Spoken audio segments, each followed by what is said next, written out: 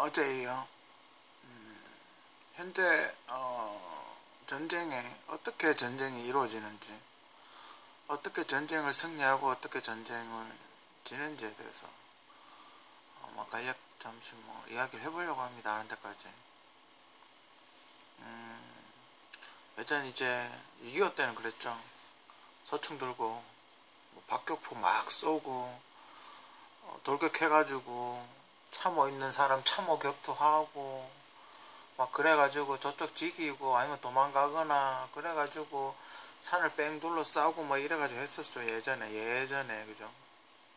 그러다가 최근 전쟁 월남전까지 가보면 월남전에 이제 뭐 땅굴 파고 들어가서 막 기습 공격하고 그죠. 뭐 그런 거 있었고 걸프전 때부터라고 생각이 드는데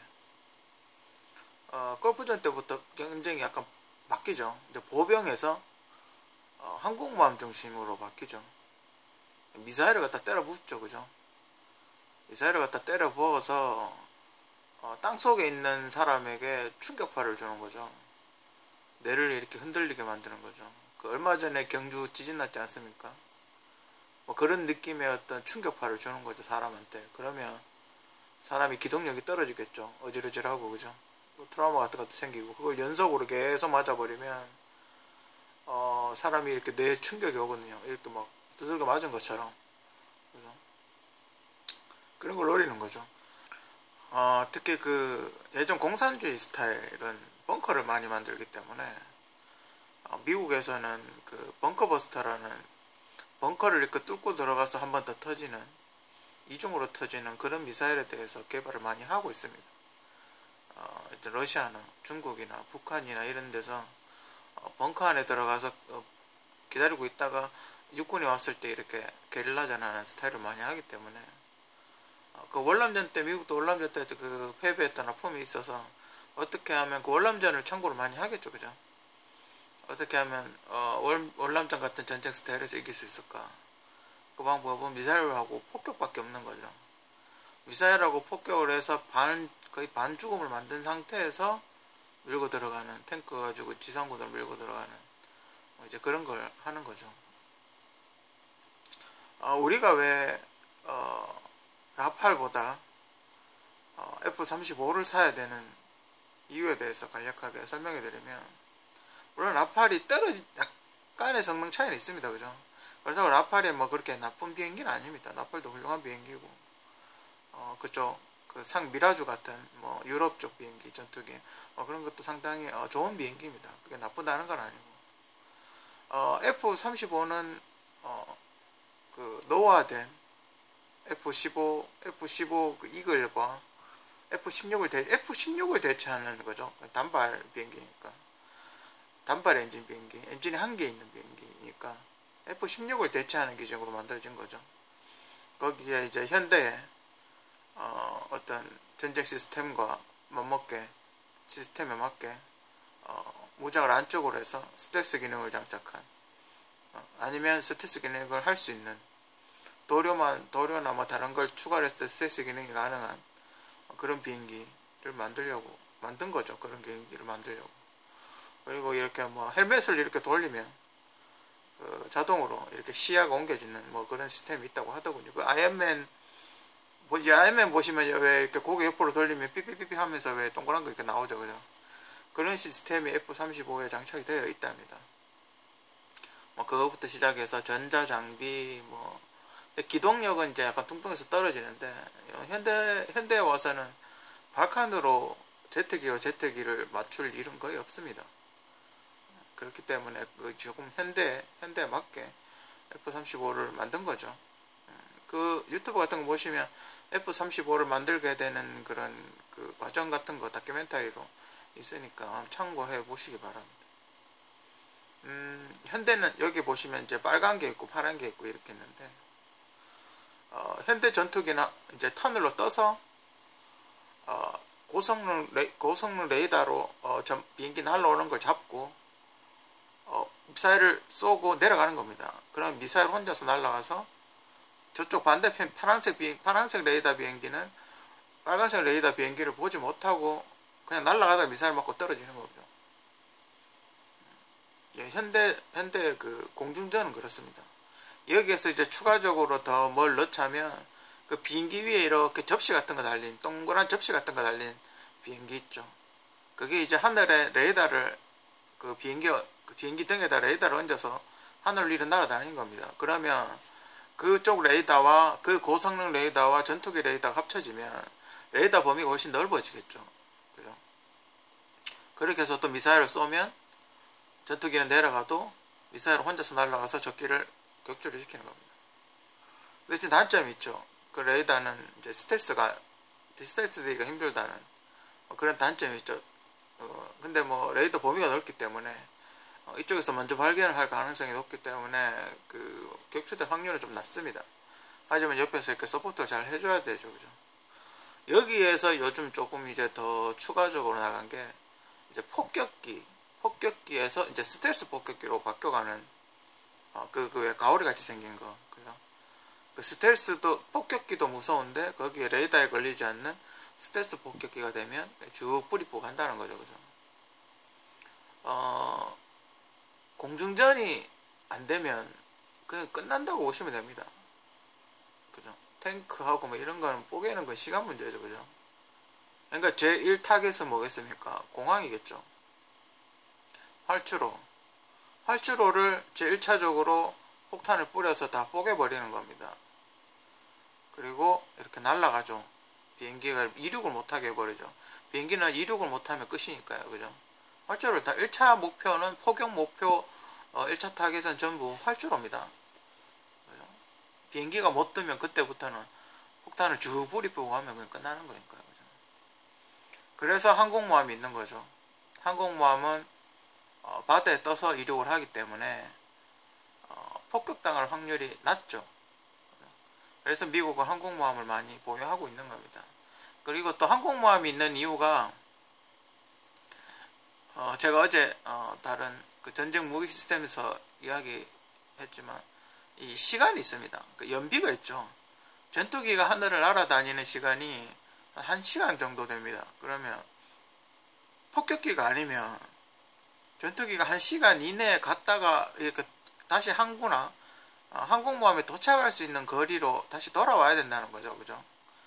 한 30분 정도 날아가서 싸우다가 다시 부대로 복귀를 해야 된다는 그 공항으로 복귀를 해야 된다는 거죠. 연비가 안 좋으니까.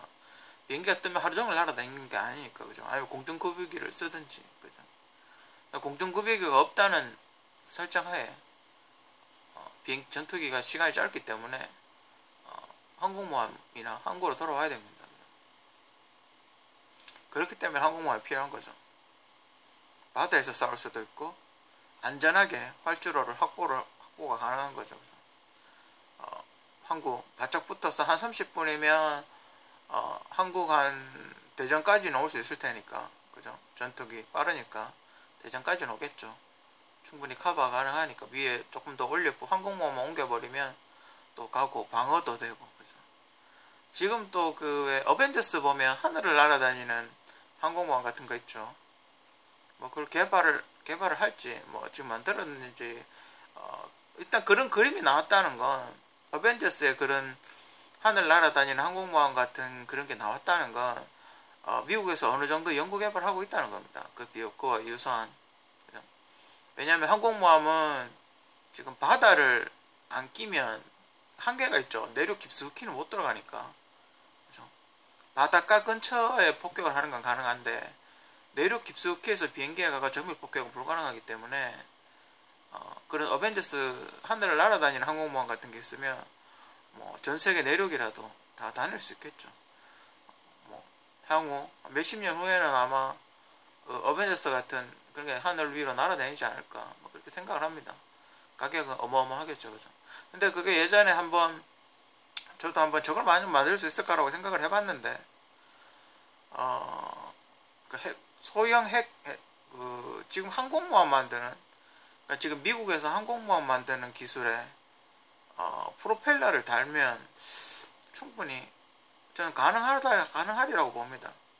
원자력이 한번 충전하면 지금 그 엔진이 한 번 낭착하면 50년 정도까지 연료를 우라늄을 주입 안 하고 쓸 수 있다니까요. 그죠? 그 정도 연료 기관의 어떤 파워나 추진력이면 빠르진 않겠죠. 지금도 배가 한 75km 정도 나온다니까 그 어마어마한 게 집체만하긴 하지만 빠르진 않겠지만 좀 약간 천천히 속도는 느리겠지만 불가능하다고 생각하지는 않습니다. 미국에서도 계속 그런 쪽으로 연구를 하고 있다고 하니까 그죠? 근데 그게 만들어지면 진짜 어마어마하겠죠. 그죠? 배로 가는 것보다는 분명히 배가 75km 한 최소한 200-300km 나올 겁니다. 그죠? 유지관리 비용이 좀 많이 들고 하늘 날다가 떨어지면 뭐 완전 박살이 나긴 하겠지만 뭐 그런 것만 안전 시스템만 약간 조율을 한다면 충분히 가능하리라고 봅니다. 뭔가 조금 더 연구를 해야 되겠지만 그런 걸 목표로 해서 뭔가 조금씩 이렇게 준비를 하겠죠. 그런 어마어마한 하늘 날아다니는 항공모함 같은 그런 비행기가 어디 와서 진짜 폭격을 한다고 생각을 해보십시오. 진짜 끔찍하죠. 그죠? 진짜 조그만 한국 같은 정도는 멸망할 겁니다. 그냥 일반 폭탄 뿌려야 돼도 멸망할 겁니다. 그죠? 포 쏘고 뭐 그거 할 필요도 포탄 쏠 필요도 없죠. 거기다가 그냥 우리 포 쏘고 뭐 105mm 뭐 이런 거 쏴도 장난 아니겠죠. 그죠? 탱크 넣는 포탄 같은 것만 떠가도 바바바방 하겠죠. 그죠? 근데 우리나라 지금 시스템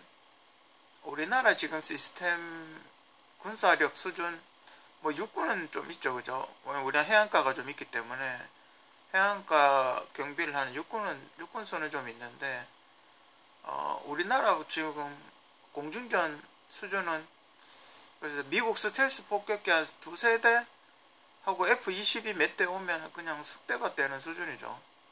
못 막죠. 레이더가 못 잡으니까. F-22가 뜨면 F-15가 가가지고 싸워야 되는데 게임이 안 되죠. 그죠? F-22 한 대가 F-15 100대하고 먹는다 그러나? 그 정도일 겁니다. 그러니까 아까 이야기했듯이 올라갔다 내려갔다 하고 미사일 쏘고 내려가고 이러면 F-22 한 대가 F-15 100대하고 맞먹습니다. 그렇기 때문에 최소한 F-22는 지금 미국에서 판매를 안 하고 있기 때문에 우리가 살 수 있는 선택은 F-35밖에 없는 거죠. 한 대를 사더라도 F-35밖에 없는 거죠. F-35를 선택할 수밖에 없는 거죠.